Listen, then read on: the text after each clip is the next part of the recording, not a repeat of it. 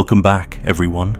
Tonight, we're venturing into the darkest corners of America's wilderness, places where the trail ends, the road bends, and the night swallows every sound. I'll be sharing a collection of true encounters and chilling legends from remote mountains, shadowed forests, and lonely backroads across the country. These aren't campfire myths. These are real experiences that linger long after the sun goes down.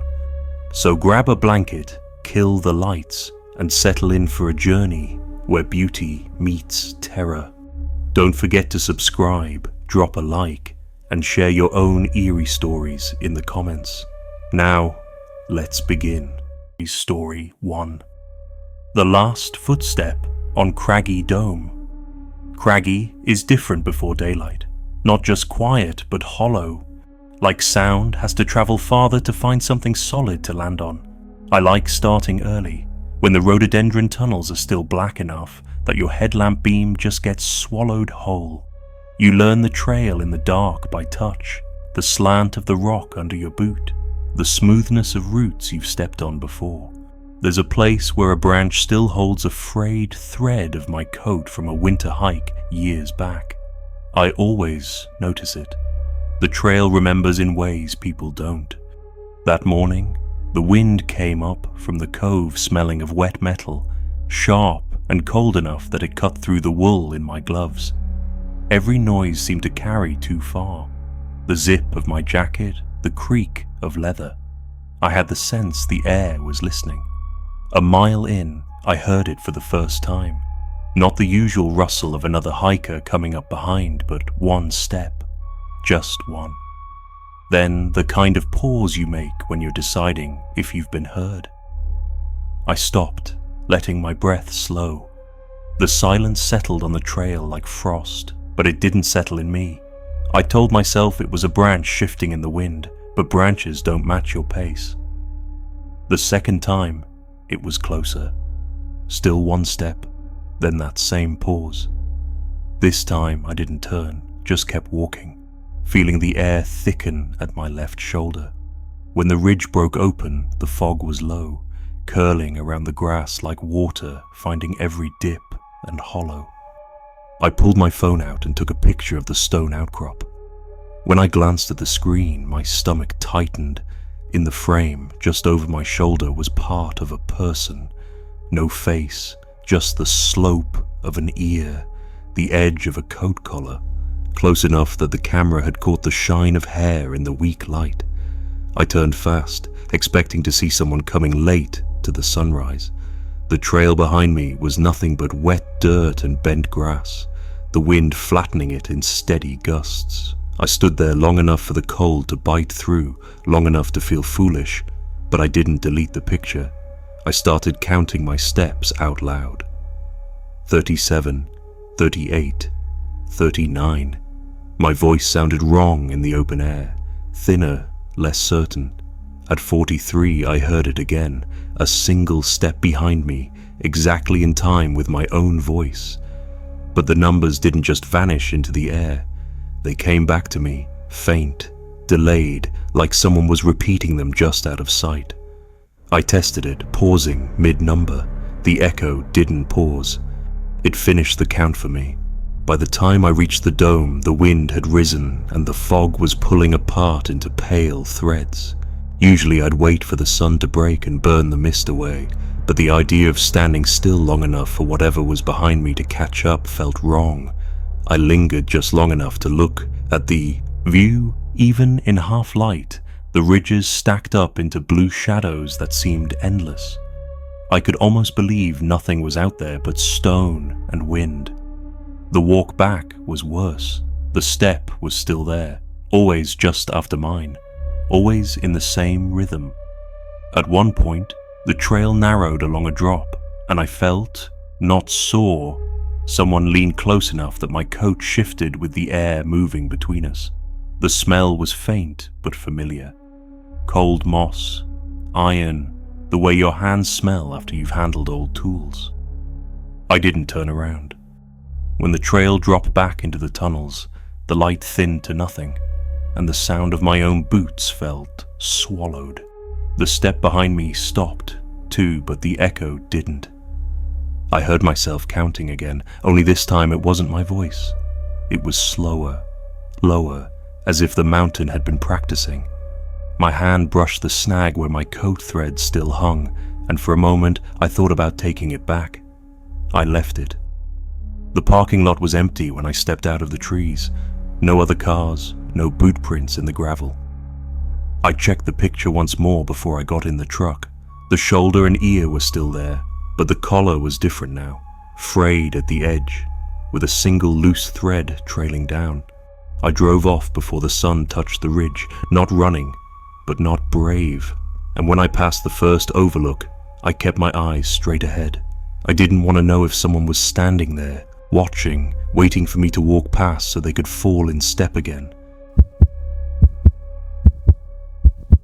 Story 2. Lanterns drifting across cold Laurel. Cold Laurel always feels a month behind the rest of the county. You can be sweating through your shirt in town, but up there the creek still runs with winter in its bones. The frost clings to the grass in mid-March, and the shade never quite gives you back the heat you lose walking in. I'd been carrying too much in my head that week, so I took the service road out past the quarry to where the culvert crosses under. The air was sharp enough to sting my teeth when I breathed in. Every step crunched against the frost blooms that grew out of the roadside mud like curled feathers of glass. When I reached the bend near the culvert, a light moved in the trees on the far side of the creek.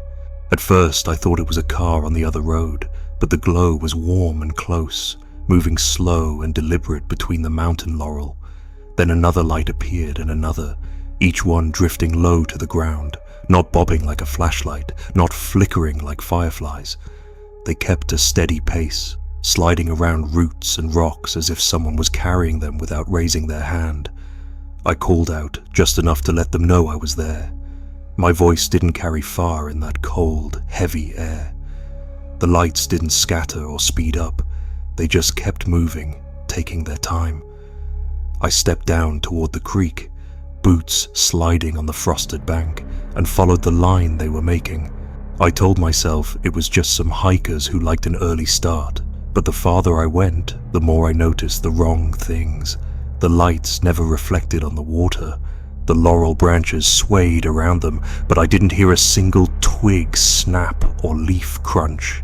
The culvert's ribs made that hollow tin sound when the creek ran through, a metallic hum that got into your jaw. My boots sank in the mud on the far bank, and the cold in the ground felt like it had been waiting for me. The lights moved ahead into thicker rhododendron, that kind of hell where the leaves hang low enough to scrape your ears and the air feels muffled, like the forest's holding its breath. They didn't weave around like people finding a trail.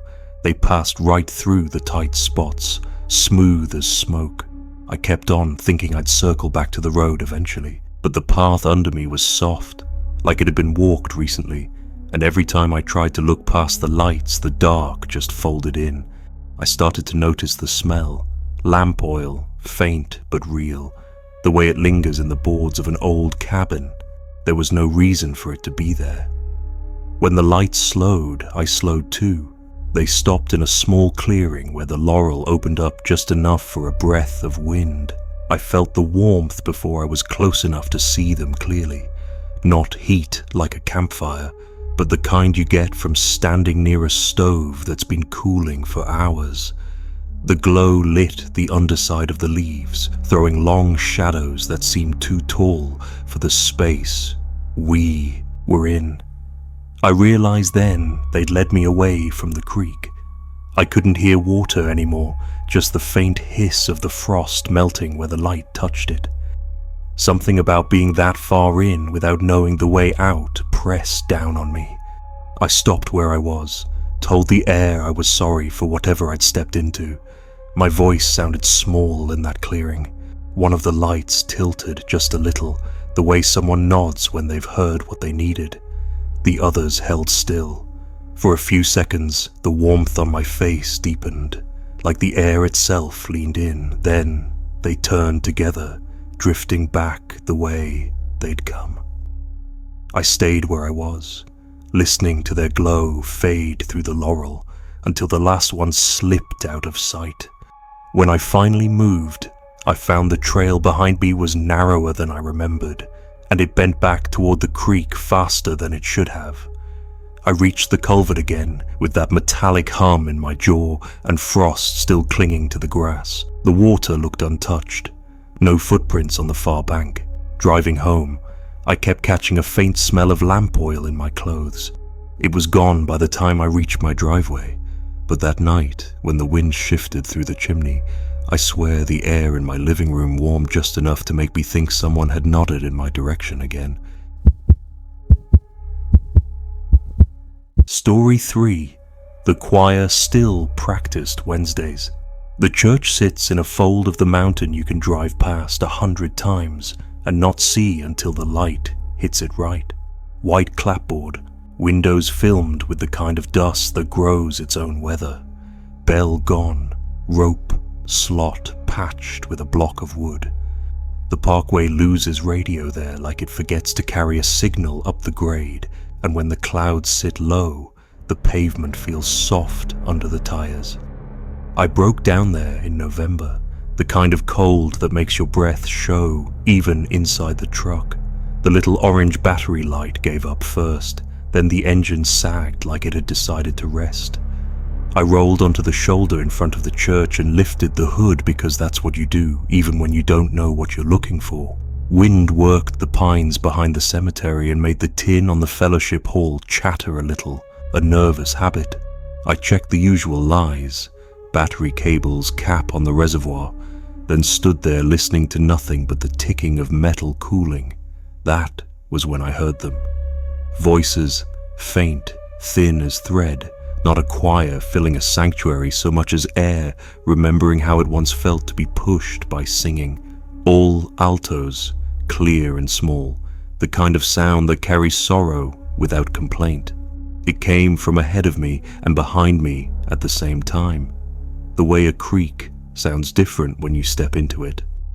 Wednesday, I realized, and a rude little chill crawled my back, because the men in the gas station had said, not joking, they still practice Wednesdays. And I'd laugh the way you do when you don't want to say you believe anything. My phone had given up its bars a mile back. I thought maybe there'd be a landline inside. The front steps were shallow and worn to a dip in the middle, polished by shoes long gone. A paper notice under yellowed tape listed dates for a turkey supper from 7 years ago. Somebody's careful handwriting sloped like plowed rows. The door wasn't locked, just catch stuck, and gave after a soft shoulder. Cold met me with manners. Not the mean cold of an unheated building, but that polite chill a host gets when they've got nothing to offer but a seat. The smell inside was hymnals and damp wool, lemon oil that no one had used in years, the faint mouse sour that lives in baseboards everywhere up here. Light through the cloudy windows made everything the color of old teeth. Pews sat in 2 tidy banks, cushions flattened to the memory of specific people. I could almost see where heavy coats had been shoved down and where a child had been told to scoot. The pulpit held a water ring like someone had set a glass down and promised to come back. On the front pew lay a stack of red hymnals bound with baling twine, the knot neat as a bowline. I opened one. The stamp inside said, "In memory of Faye McElroy, 1978. And the pages felt like they'd been turned with clean hands. The singing, if that's even the word, pressed. The air without moving dust. I felt it across my cheek like when a train goes by and you're not close enough to hear metal, only the shape of it. I said, "Hello?"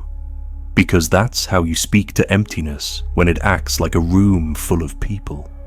No answer, only the melody bending around the kind of harmony people learn by showing up for 20 winters in a row. I eased down the aisle. It sloped toward the front in a way you didn't notice until you took that small half step and had to catch yourself. The heaters along the wall were unplugged and wore a light fur of grey. My fingers found the nearest pew and felt grooves where rings had clicked the wood. A life measured out in the same seat.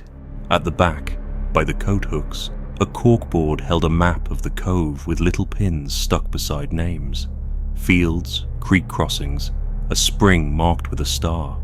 A single key hung from a nail under it, tagged with masking tape. Side door. Out of habit, I slid it into my pocket, thinking I'd try the lock, see if the phone line ran to an office. The song stopped. Then. Not in the way people finish a verse, but the way a room goes quiet, waiting on a decision. I heard paper move, a sound that's more a thought than a noise, the quick lift and fall of a page. It came from behind me and from up front and from somewhere farther away than the building allowed. I turned slowly, afraid of catching myself in the reflection of those clouded panes and seeing my mouth open on a note I didn't want to hear. "Sorry," I said, without knowing who to aim it at. "I'll leave the key by the door if you want it back." My voice didn't echo. It folded into the wood like it had been expected. The chill deepened by a single breath. The nearest window brightened and dimmed, not with a car, not with cloud, but with the distinct impression of someone shifting their shoulder to see better. I laid the key on the hymnal stack because it felt like the right place, a small offering to manners. The front door eased shut on its own, the latch clicking with the settled certainty of a choice made earlier. I didn't jump. I don't know why I didn't. I stepped sideways down the aisle, the way you do when you're leaving a pew and don't want to show your back to a congregation. At the threshold I paused because something in me, my grandmother maybe, said you don't leave before the prayer. I bowed my head without knowing a word to say. Silence sat with me like a person would, an old woman with strong hands who didn't touch but made the air around her warmer by existing. Outside, the world looked unchanged. Pines, grey road, the little graveyard with tilted stones that keep their secrets on the backside where the sun doesn't read as often. My truck turned over on the first try, as if nothing had ever been wrong with it. The heater blew its thin, early heat, that dusty smell you get when the season turns. I put the wipers on to clear the drizzled glazing from the windshield and was halfway down the grade before I saw it. On the inside of the glass, just where the defroster splits the fog, a perfect handprint appeared. Smaller than mine, palm pressed flat, fingers splayed, the ring finger a little crooked at the last joint the way my mother's had been after she broke it catching a screen door. The print didn't smear when I touched it. It didn't feel damp. It felt as if the air itself had been leaned into and the glass simply remembered. I drove with both hands on the wheel and told myself I would pull over at the overlook, wipe it off with my sleeve, and keep going like a sane person. I didn't pull over. I let it ride with me to town, the heater bringing it in and out of view, a breath on glass. At the four-way, I looked left and right like anybody. The hand stayed where it was. When I parked at the parts store and shut the truck off, the print faded at the edges, as if the hand were losing interest in being seen. I sat there longer than I meant to, counting seconds with no plan for what number I was hoping to reach. That night, wind came down off the ridge and worked the chimney until the house made old, animal sounds. I kept catching the idea of a melody without the notes, the shape of women's voices braided into something steady. It moved around the rooms the way heat does, finding corners. I walked to the door of my spare room and stood there, hand on the frame, not going in, not turning away. The air had that polite cold, the host with nothing to serve. On the dresser, the hymnal I'd brought home years ago from a yard sale for its cover, embossed, cracked, lay open though I hadn't left it that way. A page was turned over neatly, like a placeholder. My name came to me the way family says it when they need you to listen. Not scared, not stern, just sure you'll do the right thing. I don't tell this to make anyone believe in anything. It's not proof. It's the sort of memory that behaves like a small town. People look up when you walk in, nod, and go back to what they were doing, because they already know you. On Wednesdays now, if I'm driving that way near dark, I take the long loop that adds 15 minutes and 2 extra switchbacks. It's not that I'm afraid of the church, it's that some places don't need you to pass by and notice them more than once. And sometimes when the heater clears the glass, I watch that spot where the hand used to be and wonder if I did what was asked. Leave the key, keep quiet, carry the song just long enough to set it down somewhere warm. Story 4. Mile marker 308. Kept staring. If you drive nights long enough, the road learns you better than your own people. It knows when you tap the brakes to feel less alone, when you roll the window an inch to check the air, when you reach for the thermos just to give your hands a job. I work the late shift hauling machine parts from Marion up over the grade and back again, 3 nights on, 2 off. Enough miles to wear grooves in my thinking. You start to know the mile markers better than you know the towns they're pointing toward. 308 lives on a mean little stretch where the guardrail gives up and the trees crowd in like they want to see what's passing. The shoulder is stingy. The ditch stays wet even in August. It's one of those cuts where fog nests even when the rest of the ridge is clean, like it likes the shape of that place.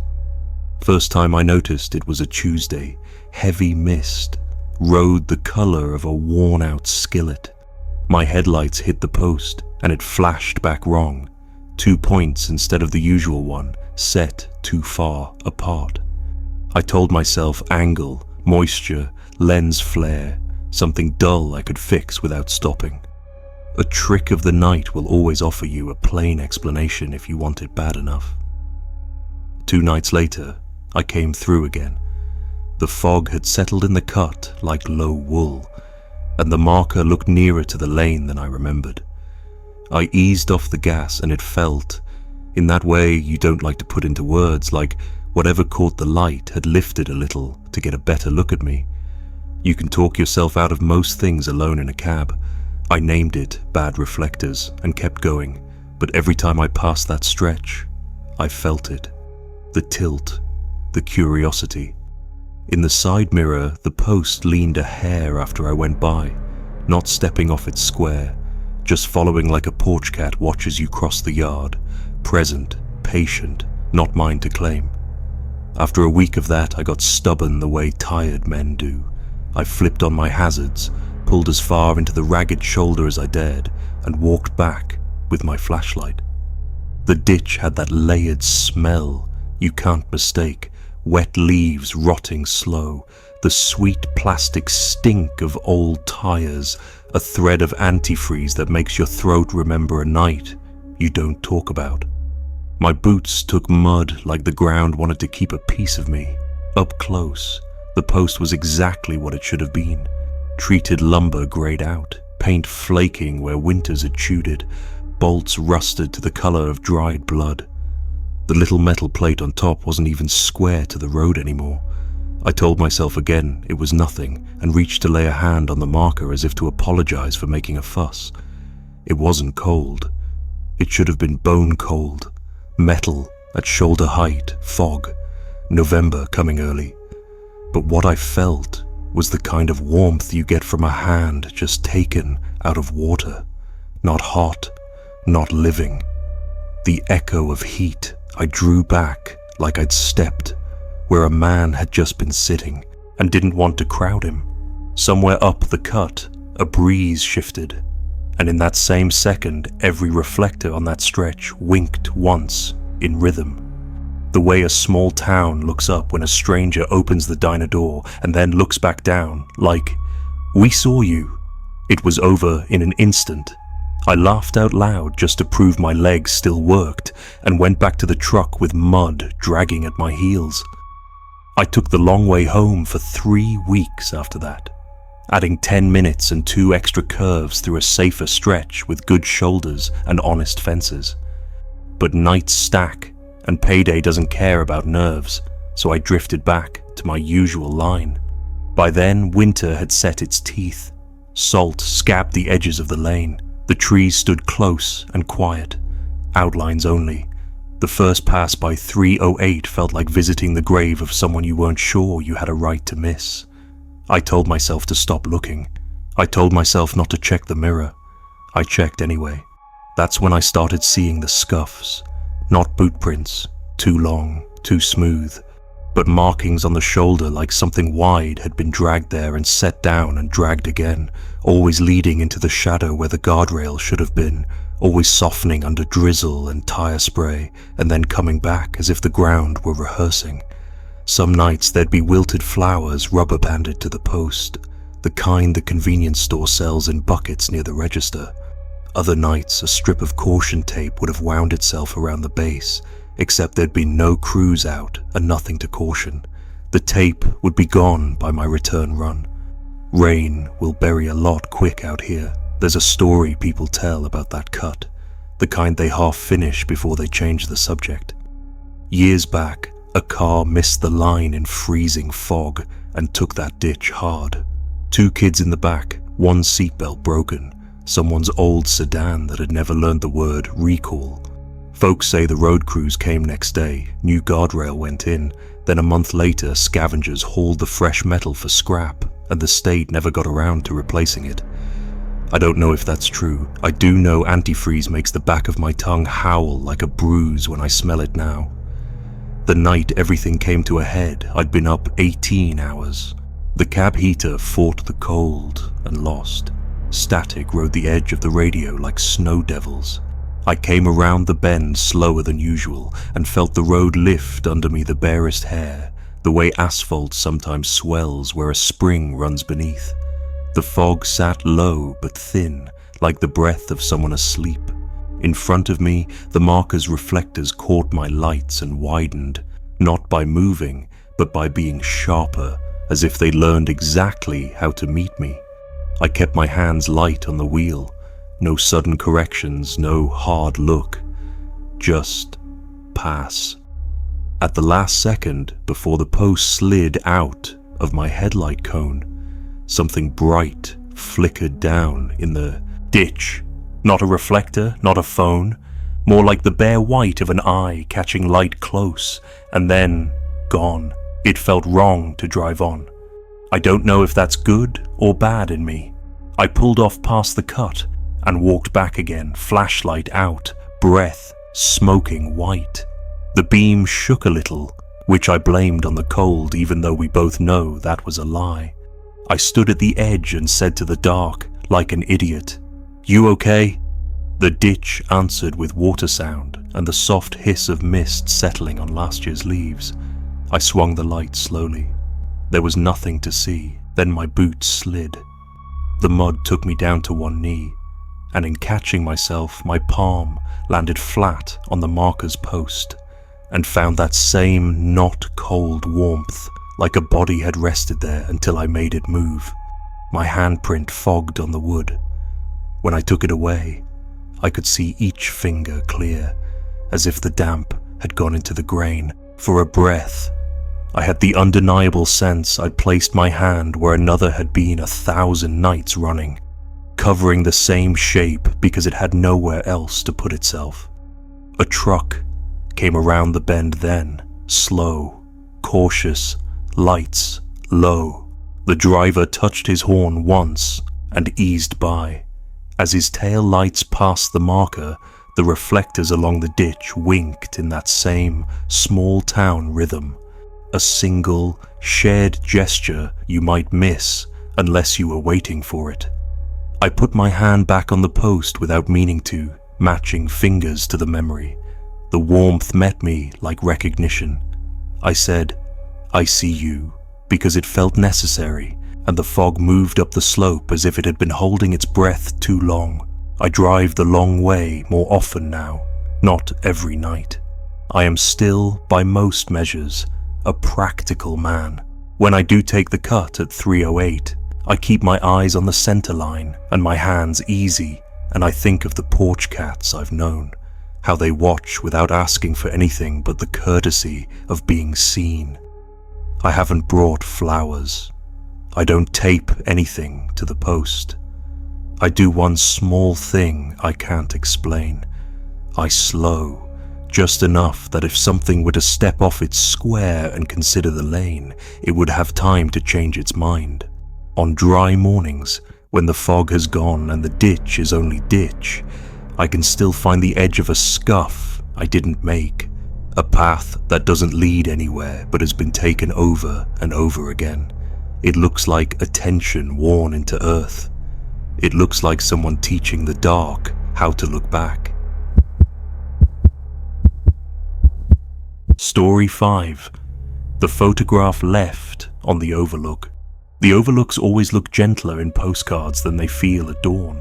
Out there, the wind comes up from the hollows with the smell of damp leaves and old stone, and the boards of the railing hold the cold like a grudge. I pulled in early, the lot empty except for my truck and crow tracks scribbled through the dust, and stood there with coffee going lukewarm in my hand, watching the ridges stack into softer and softer blues until they quit pretending to be separate. Tourists leave things, coins pressed flat into the bolts, lids, napkins, the odd scarf flung like a shed skin. But the little square under the rock at the corner of the rail made me stop. It was a Polaroid. Colors bled just enough to feel like a memory, the same view I had in front of me. Same shoulder of mountain, same notch of power line far off if you know where to look. Only there was a person in it, standing where I stood, face toward the camera with their head turned like somebody had just said their name and they'd chosen not to answer. The date in the corner was last year's first frost. My fingers started to sting, not from cold, but from a sensation I didn't have a word for. The way your hands prickle when they come out of water and into air. I looked around from habit, nothing moving but a crow stepping like it had all day to decide where to go. Something about the figure's posture set into my shoulders, an ache like I'd been carrying a box just long enough to be embarrassed to ask for help. I slipped the photo into my jacket without thinking, and told myself I'd drop it at the ranger station later. The road out of the overlook was already warming into that tar smell, and the sky was still the pale of a new bruise. I drove to the next pull-off because that habit is old in me, making little pilgrimages to the same places for no good reason. The second overlook had a view of the river shoulder and a pine that leans like it's tired of arguing with wind. I took a picture with my phone to send to nobody in particular and, out of reflex, checked the frame before I put the device away. A person stood at the rail where I'd just been, small in the wide blue, unsmiling, not menacing, just there, the way mountains are there even when you refuse to think about them. I told myself I'd captured a stranger at the last spot without noticing, someone I'd somehow missed, though my side mirror had only held road and empty lot. I deleted it. At the third stop, the same.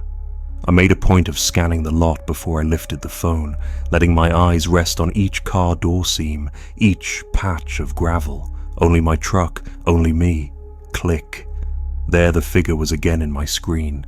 Closer now, head still turned a fraction, like we were both pretending we weren't in the same conversation. The ache spread down into the small muscles along my spine. I drove on in the way you do when leaving and staying feel like the same choice, pulling into turnout after turnout, taking picture after picture, a dumb ritual I couldn't stop.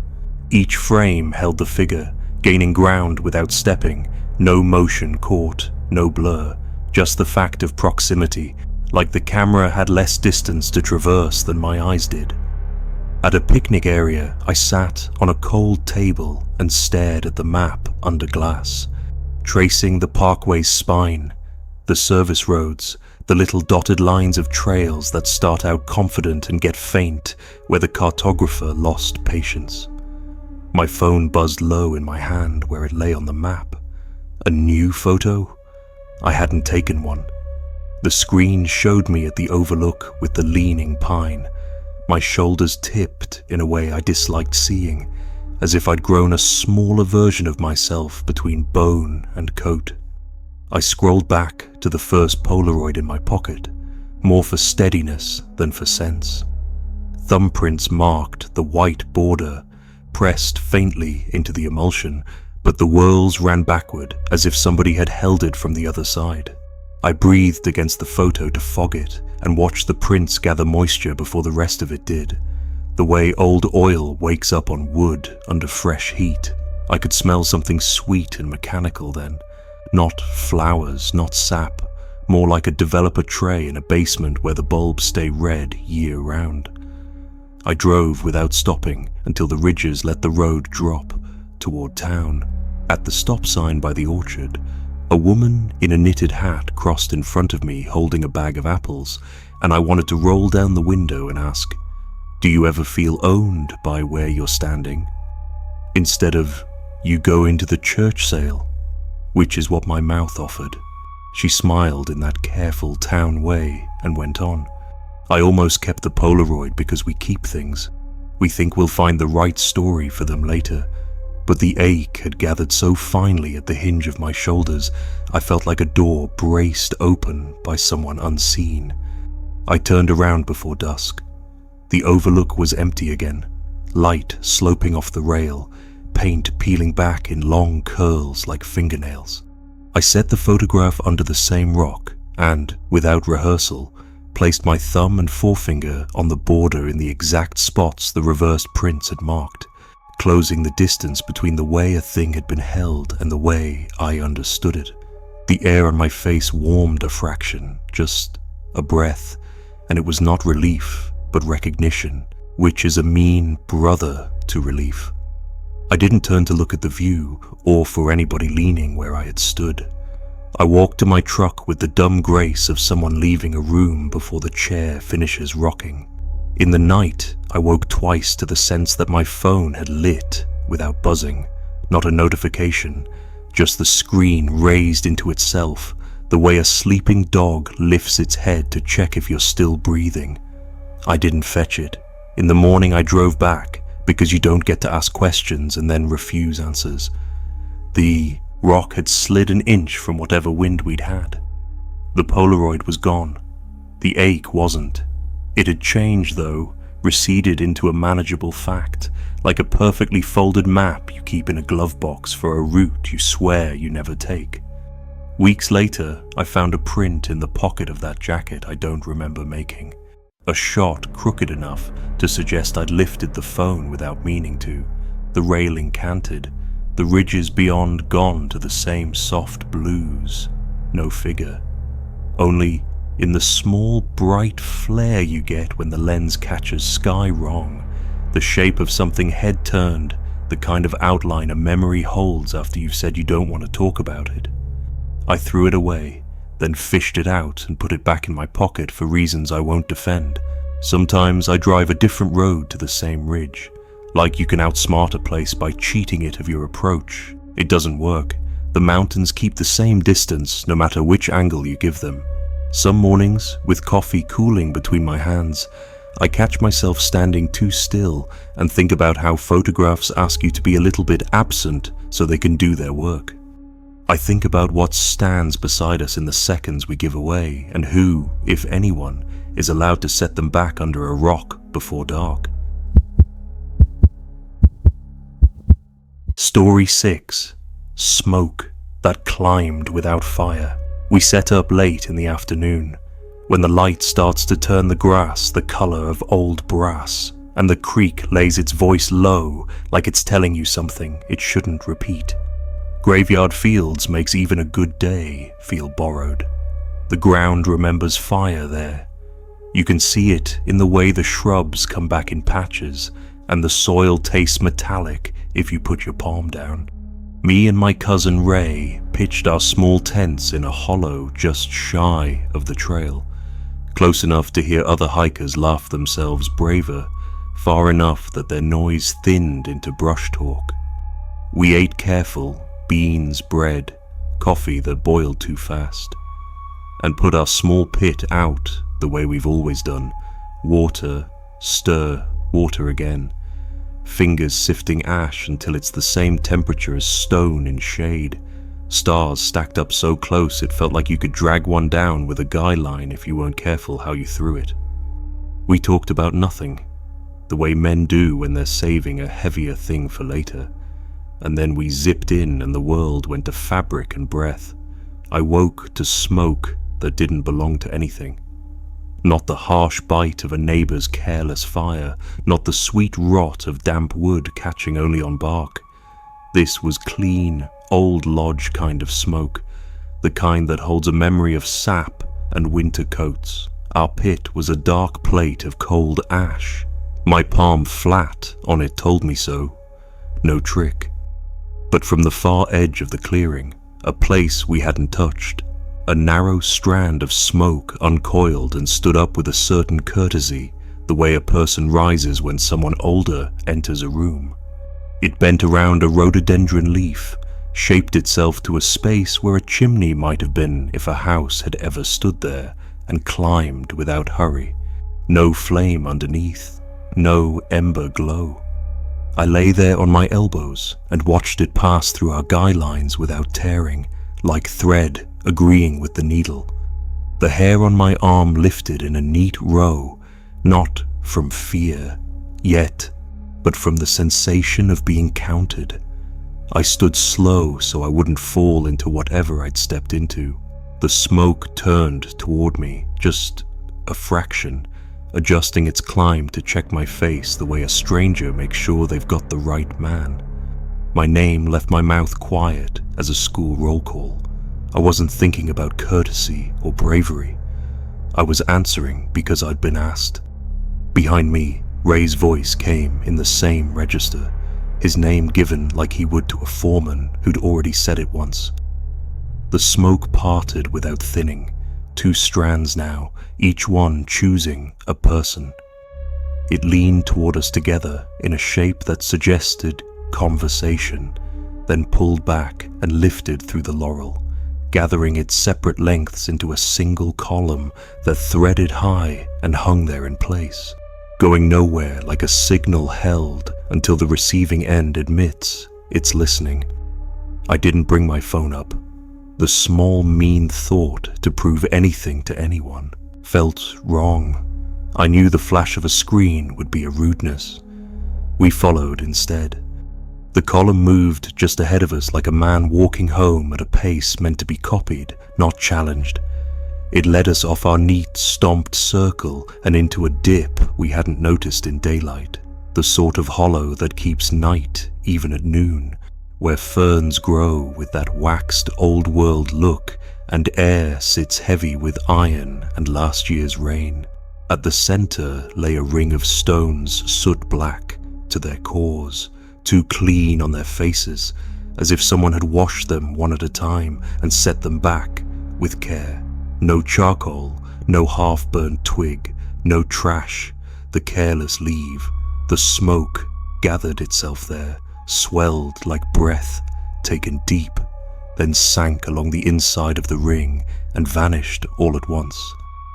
Heat went through my hands without touching skin, the precise ache you get when you've been carrying a pot too long and set it down only to realize your fingers are still bent in the shape of usefulness. I knelt and pressed my palm to a stone. It should have been cold as the rest of the field. It held a hidden warmth, not a live heat, but the memory of one, a borrowed temperature returning itself. There's a story about this place. Cabins that sat back in the brush for a season at a time, put up by men who worked timber until the river swelled or a letter came, then walked off without telling the mountain they'd be back. A fire takes a cabin into itself when the owner's gone. The ground keeps the appointment anyway. I said, "We're sorry," at the rocks, before I realized I'd spoken, and the words came out with the cracked cadence I used at my father's woodpile the winter after he died, the one where I finished what he'd started as if that would pull him home for supper. The creek went quiet for a long beat, like the night had wanted to hear the sentence whole. That was when the temperature shifted, not the way weather moves through, but like a door opened in a house with only one room. air going past your cheek with manners. There were marks there too, at knee height on the stones, pale scuffs that matched nothing a boot would make, not animal either. It looked like hands had pressed there, small hands and larger ones, some with a crooked finger, some clean and squared, as if families had sat and risen so many nights that leaving had rubbed itself into ritual. I tried to count them, but the number slid off, the way certain dates refuse to fix in you. Ray said, "You feel that?" And I knew he meant not the warmth or the cold, but the gaze of a place. I wanted to put fresh wood in that black ring and make a true fire for whatever had gone out, pay some debt I didn't know the name of, but I also knew how bad it is to give a thing that shouldn't take, to call up what behaves because you behaved first. We backed away the way you leave a pew, careful not to turn your back to the aisle. The column reformed once above the laurel, a neat length, then unwound into nothing. I could smell it in my hair and the fabric of my coat, lamp black and sap, old winter in a closed room. We didn't sleep. We packed in the dim before sunrise, movements small so zippers wouldn't argue, and left the ground as we found it. On the trail out, the creek went back to talking like a man with a secret he now regretted offering, and our breath made those little clouds you watch only when you're trying not to look behind you. At the overlook, we didn't say a word. Back home, when I washed the coffee pot, the hot water made a thin ribbon of smoke curl up from the spout like it was greeting someone by name. It faded quick, polite, and it shouldn't have felt like a kindness, but it did. On still nights now, when the stove clicks and the chimney pulls just right, I catch a thread lifting where no flame burns, braiding itself for a second and hanging quiet, waiting on me to answer.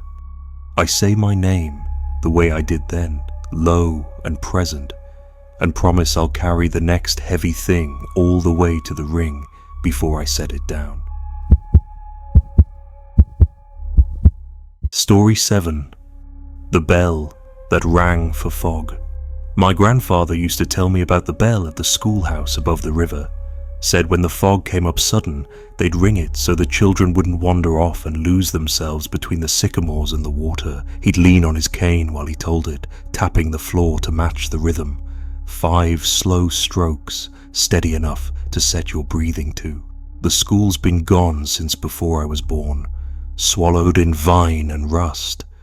But on certain mornings when the river exhales heavy and the air turns the color of tin, I swear I can still hear that bell. Not loud, not sharp, just a sound that finds its way into your bones without asking. It was one of those mornings. The pasture was swallowed whole, nothing but a faint grey skin stretched tight over where the ground should have been. Maples at the edge of the fence held beads of water that caught what little light there was, turning each droplet into a pale, trembling star. I was mending a section that had gone slack after last week's storm, the taste of wet iron on my hands when it came. 5 rings, slow and certain, the air moving around each one like the sound had weight. I started counting out loud without meaning to, same as I used to when I was a boy listening to my grandfather's stories. By the 3rd round, I realized the fence clips in my pocket had grown warm, as if they'd been sitting in the sun. I took my hand out slow. That was when I heard her. A girl's voice, polite but careful, asking if I'd seen her teacher. Not frightened, not lost, just looking for direction the way children do when they expect an adult to already know the answer. I squinted into the fog and caught the faintest shape at the edge of sight. It wasn't the clean outline of a person, more the kind of absence your eyes can't help but notice, the way you notice a space where something used to be. The air between us felt crowded, and I could swear there was a hand near mine, close enough that the skin on my arm tightened, but never touching. I told her the teacher had gone on ahead, and that she should follow the fence line. It would keep her safe, and I'd walk behind to make sure she didn't stray. She didn't move right away, only tilted her head like she was listening for something else. The bell rang once more, that same measured tone, but this time the sound seemed to pull at her, the way the tide pulls at driftwood. She turned toward it and started walking, small and steady, her outline thinning until she was nothing but the suggestion of movement in the fog, then gone. It wasn't long after that the fog thinned, burning off quick like it had never meant to stay. The field came back into focus, grass wet and bent under the weight of the morning. That's when I saw them. Prints scattered along the fence where she'd walked. Small, dark shapes pressed into the earth, too neat for deer, too light for boots, the kind that wouldn't belong to anything I knew. I followed them a short distance, but they faded before they reached the gate. The fence line stood straight, every post in its place, wire drawn tight as if someone had just finished tuning it. I slid my hand along it and felt the faint vibration still running through, as if the sound of the bell had been caught in the metal and hadn't quite let go. I stayed there a long while, looking toward the river and the place where the school used to be, waiting for the bell to ring again. It didn't, but the clips in my pocket stayed warm until sundown. Story 8. A knock beneath the floorboards. The cabin sat on the far side of a rutted road that had turned to muck after 4 days of rain. Madison County's hillsides were shedding water in every crease, the creeks brown and loud. The cabin stood up on stone piers, tall enough for a man to crawl under if he didn't mind the spiders, the old bottles, and whatever else had decided it belonged there. The porch sagged a little in the middle, and the roof hummed with rain, a steady drumbeat I'd been hearing since I'd arrived. By the 4th night, the sound had settled into my bones. I'd stopped noticing the damp in my socks, the smell of wet wood that clung to my coat. The wood stove ticked softly as it cooled, and I sat in the chair nearest the window, watching the rain drag itself across the glass. That's when I heard it. 3 taps from under the floor. Not frantic, not threatening, just polite. The way you'd knock on a stranger's door when you're not sure you're welcome. Without meaning to, I answered. Just a soft, yeah. Into the room, like the conversation had already started. The rain eased to a whisper, and for a moment it was so quiet I could hear the stove sigh. Then the knocks came again, exactly where my chair's shadow fell. I eased myself down onto the boards and pressed my ear to the floor. The wood held a low vibration, not the hollow rush of water in a pipe, not the scurry of an animal. It felt like something waiting, not for an invitation, but for the smallest acknowledgement, a word, a witness, a moment borrowed from someone still living. I got the flashlight and stepped out into the rain. The side steps slicked under my boots. The air under the cabin was cold enough to make my teeth ache. It smelled like damp books and earth that hasn't seen sunlight in years. My light found nothing but cobwebs, a scatter of jar glass, and a neat stack of old heart pine boards, nails bent flat into their grain. No animal eyes reflected back at me. I clicked the beam off, crouching in the dark. That's when I heard it. Breathing, slow, deliberate in time with my own, but just a fraction behind, like an echo struggling to keep up. I stayed there longer than I meant to, rain dripping from the porch above, the smell of wet dust thick in my nose. Without knowing why, I spoke my name and the date out loud. The breathing matched me again, slower now, as if it was making sure to get the shape of the words right. I went back inside without turning my back on the dark. The rest of the night the rain came and went, the knocks silent now, but I didn't sit in the chair again. When morning came, the sky was rinsed clean, the light sharp and cold. I stepped out to check the road and saw it on one of the pier stones, the mark. A print bloomed in the chalk-white dust that collects under old buildings. 3 knuckles, the faint crease of a palm, smaller than mine, facing upward. Like a hand offered, like something had been waiting for me to take it. I didn't. Story 9. The Woman Waiting by the Switchback. The gravel road to the firewood lot was one I didn't take after dark if I could help it. The switchbacks were tight enough that if you stopped wrong, you could see your own tail lights in the dust behind you. That evening I was late, the air heavy with the smell of wet stone, the kind of damp that gets into your clothes and stays there. The second bend came up sharp, and that's where I saw her, standing just beyond the ditch, hands clasped in front like she was waiting for a ride she'd been promised. Her dress wasn't old-fashioned, not exactly, just careful. The kind of thing people wear when they know they're going to be looked at. She didn't wave, didn't step forward, only watched me come up the hill.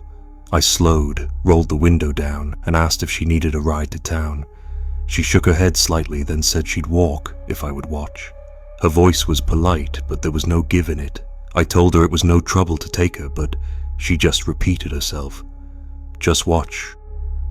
So I idled there, my headlights spilling up the road, and she started walking the next stretch. She didn't cast a shadow.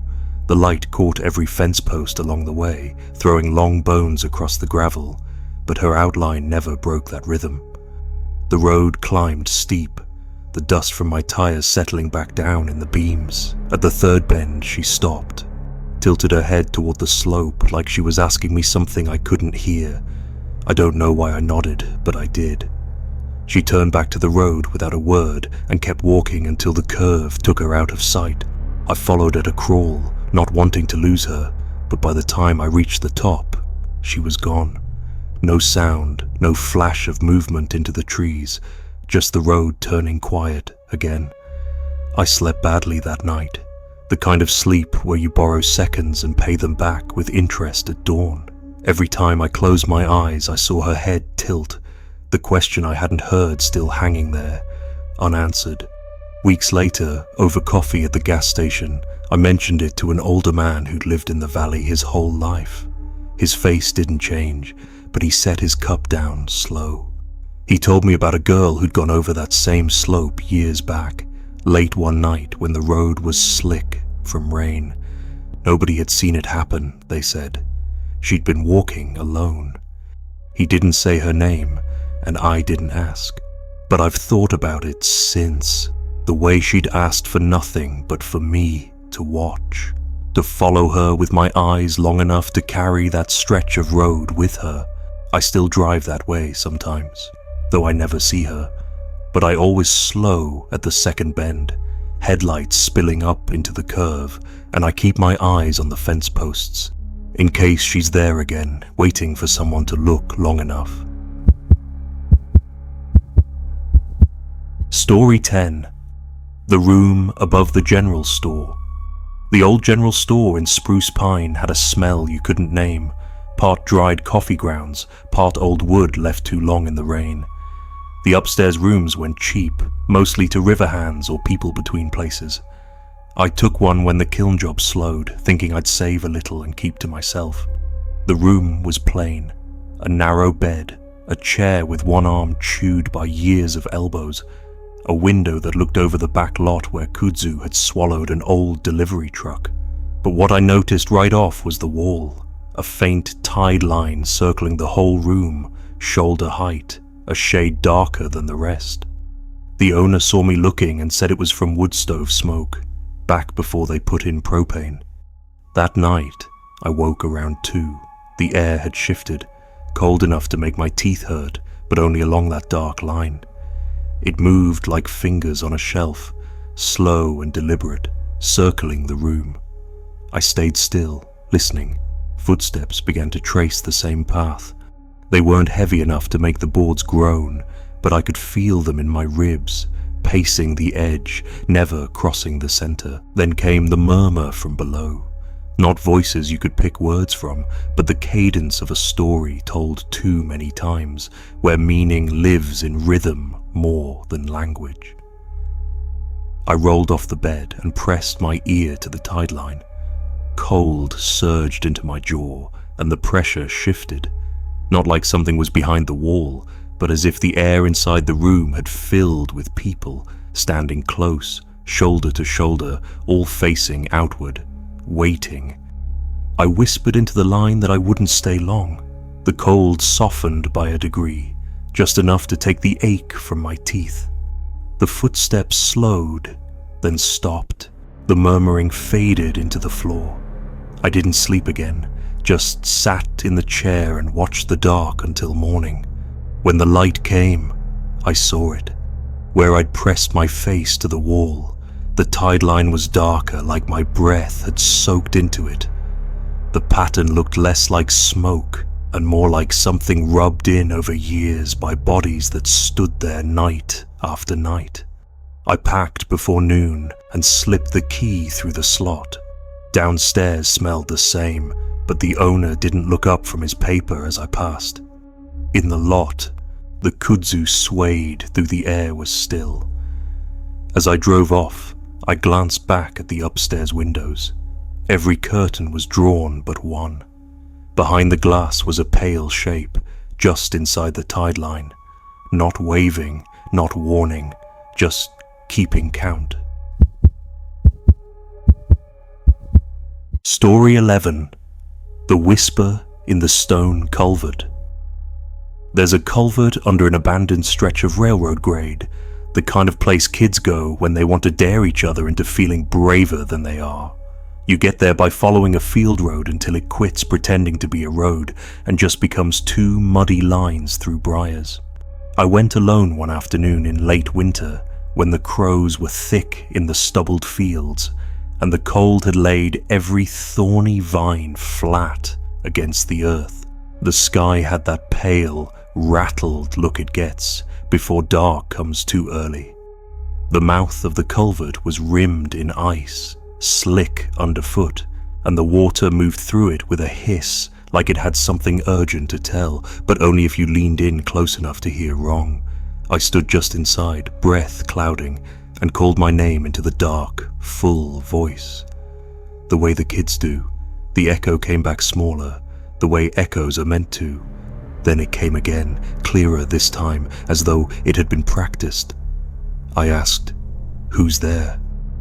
Trying for steady, though my own voice already sounded thin in my ears. The stone gave me my words back, but in a tone that wasn't mine. Firmer, calmer, like it knew how to carry the weight I didn't. The sound seemed to travel not just from wall to wall, but into me, like I'd heard it somewhere before. I stepped deeper, palm finding the tunnel wall. The cold bit in instantly, sharp enough to make my knuckles ache, but under that was something else, faint, almost human warmth, like leaning too close to a mouth that's just whispered your name. Without thinking, I said I was sorry for asking anything I couldn't carry home. The tunnel answered with a single breath. It came from the far dark and pushed toward daylight, moving the air across my face. The scent it carried was so sudden it startled me. Creosote, wet wool, and old bread. The exact morning smell of a station platform my grandfather once took me to, decades gone. I could almost feel the shape of that morning pressing close. Then, faint above the stone, I heard footsteps, many at once, unhurried but certain, the kind a small crowd makes when they're all heading for the same train. I stood still and let them pass, but they never faded into distance. They just stopped, as though whoever made them had reached the edge of my hearing and chosen to stay there. The water hissed on, the cold returned, and whatever warmth had been behind it slid away like it had never been. I turned to go, my boots skimming over the ice, but before I stepped out into the open air, my name came back one last time. It was quiet, steady, spoken in a way that reached past my ears and settled in my chest. I didn't recognize it then, not exactly, but later, lying in bed with the dark pressed close to the windows, I knew. It was my grandfather's voice, the way he said my name when he needed me to stop what I was doing and listen. Story 12. The fire tower that kept breathing. The fire tower on Richland Balsam has been locked for years, but the stairs still climb steady into the sky, and on the clearest nights the stars sit so close to the cab you feel like you could pocket one without burning your hand. I went there after a week of bad sleep, the kind where your body wakes before your mind, and the dark feels heavier than it should. I thought maybe the height would bleed some of it out of me, let the cold air scrape the inside of my head clean. The first few flights were just metal and breath, my boots ringing dull against the grating. But halfway up, the feeling changed. The tower didn't sway. It moved in a slower, deeper way, the kind you feel through your palms before your feet. Not wind, not weight shift, more like a chest under a quilt, rising and falling, drawing a long, measured breath and letting it go. I stopped and set both hands on the rail. The metal was cold, but under that was something else, faint warmth, as if it had been holding the day's sun longer than the rest of the mountain. The tower breathed again, and with it came a smell carried from far off. Not wood stove smoke, not a brush pile, something older and sharper, like the memory of a fire no one wrote down, the kind that leaves the ground bare but doesn't make the news. Up near the cab, the air thickened in the shadow, as though someone was standing there, patient, watching my approach. My chest felt like it had fallen into step with another rhythm, not faster, not slower, just older, a steady beat that wasn't mine. I told the night I wasn't here to take anything, said it out loud because it felt necessary. The tower's next breath came quicker, and the warmth under my hands deepened.